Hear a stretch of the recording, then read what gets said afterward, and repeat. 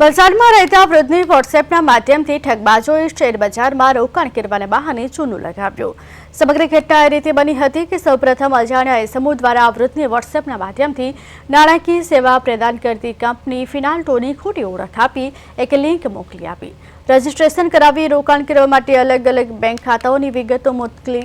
શરૂઆતમાં $500નું રોકાણ કરાવી રોકાણ સામે $101નો નફો વર્ચ્યુઅલ વોલેટમાં બતાવી 43,500 વિડ્રો કરવા દઈ વિશ્વાસમાં લઈ અલગ અલગ ચાર્જ પેટે 2,52,00,000ની છેતરપિંડી કરવાવી. જે ફરિયાદના આધારે છેતરપિંડી કરનાર ગેંગના 2 સભ્યોને ઊંચા ખાતેથી પકડી પાડવામાં આવ્યા. હવે બીજું જે ઇન્વેસ્ટમેન્ટ ફ્રોડ અમારા ધ્યાનમાં આવેલું છે તે વલસાડ ખાતે થયેલું છે.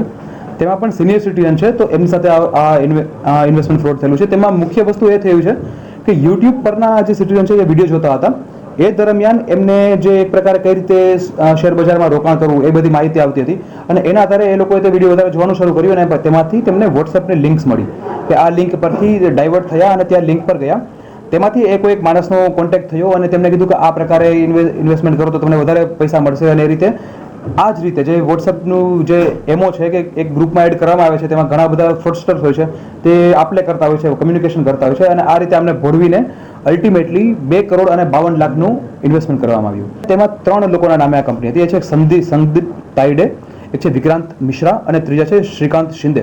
હવે આમનું જે વસ્તુ ડિટેલમાં ખબર પડી કે તેઓ મહારાષ્ટ્રના રહેવાસી છે અને થાણેના રહેવાસી છે.